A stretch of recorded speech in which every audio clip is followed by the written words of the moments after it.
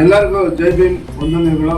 ಇವತ್ತೇನು ನಾವು ವಾಲ್ಮೀಕಿ ಭವನದಲ್ಲಿ ಒಂದು ಕಾರ್ಯಕ್ರಮ ಹಮ್ಮಿಕೊಂಡಿದ್ದೇವೆ. ಆ ಕಾರ್ಯಕ್ರಮ ಏನಂದರೆ ಆತ್ಮವಿಶ್ವಾಸ ದಲಿತ ಶಕ್ತಿ ಸೇನೆಯ ಕಾರ್ಯಕ್ರಮ. ಏನಂದರೆ ಇವರು ಎಲ್ ಸುರೇಶ್ ಅಂದ್ಬಿಟ್ಟು ಪತ್ರಕರ್ತರು, ನೈಜ ಪತ್ರಕರ್ತರು ಇವರು. ನಾವು ಅದಕ್ಕೆ ಇವರು ಸನ್ಮಾನ ಮಾಡ್ತಿರೋದು. ಯಾಕಂದರೆ ಇವರು ಯಾವುದೇ ಒಂದು ವರದಿ ಆಗಲಿ, ಈ ತಾರತಮ್ಯ ಇಲ್ಲದೆ, ಭೇದ ಭಾವ ಇಲ್ಲದೆ ಎಲ್ಲ ವರದಿನೂ ಮಾಡ್ತಾರೆ. ಇಂಥ ವರದಿ ಮಾಡಬಾರ್ದು, ಅಂಥ ವರದಿ ಮಾಡಬಾರ್ದು, ಇವ್ರದ್ದು ಮಾಡಬಾರ್ದು, ಅವ್ರದ್ದು ಮಾಡಬಾರ್ದು ಅನ್ನೋ ಒಂದು ಇದೇ ಇಲ್ಲ ಅವರು. ರಾಜಕೀಯದ್ದು ಅಷ್ಟೇ, ಕಾಂಗ್ರೆಸ್ ಆಗಲಿ, BJP ಆಗಲಿ, JDS ಆಗಲಿ, ಯಾವುದೇ ಪಕ್ಷ ಇರಲಿ ಎಲ್ಲ ಕರೆಕ್ಟಾಗಿ ಮಾಡ್ತಾರೆ.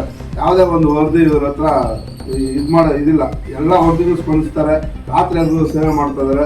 ಇವರ ಒಂದು ನೈಜ ಪತ್ರಕರ್ತರ ಒಂದು ಇವತ್ತು ನಾವು ಇವ್ರ ಸನ್ಮಾನ ಚಿಕ್ಕದಾಗಿ ಮಾಡ್ತಾ ಇದ್ದೇವೆ. ಮುಂದಿನ ದಿನಗಳಲ್ಲಿ ನಾವು ಚೆನ್ನಾಗಿ ಮಾಡ್ತೇವೆ. ಈಗ ಗುರ್ಸ್ಬಿಟ್ಟು ನಮ್ಗೊಂಥರ ಸಂತೋಷ ಆಗ್ತಾ ಇದೆ.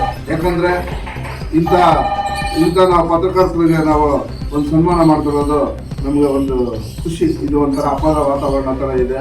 ಇಲ್ಲಿ ಬಂದಿರುವಂತಹ ನಮ್ಮ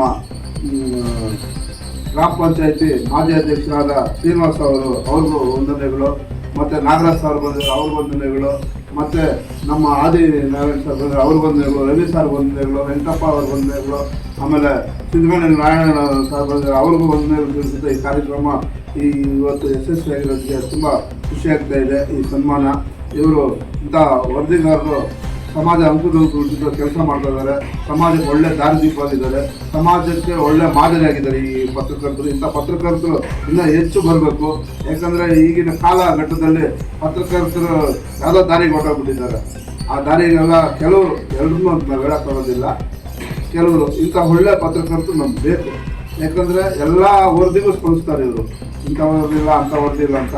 ಅದಕ್ಕೆ ನಾವು ತುಂಬ ಖುಷಿ ಆಗ್ತಾಯಿದೆ. ಇಂಥ ವರದಿಗಾರರು ಇನ್ನೂ ಇಂಥ ಯುವಕರು ಬರಲಿ, ಸಮಾಜಕ್ಕೆ ಒಳ್ಳೆ ದಾರಿ ದೀಪ ಬರಲಿ, ಸಮಾಜವನ್ನು ಬೆಳೆದ ಒಂದು ಪತ್ರಕರ್ತ ಬರಲಿ ಅಂತ ಈ ಸಂದರ್ಭದಲ್ಲಿ ನಾನು ಆಗ್ತಾ ಇದ್ದೆ.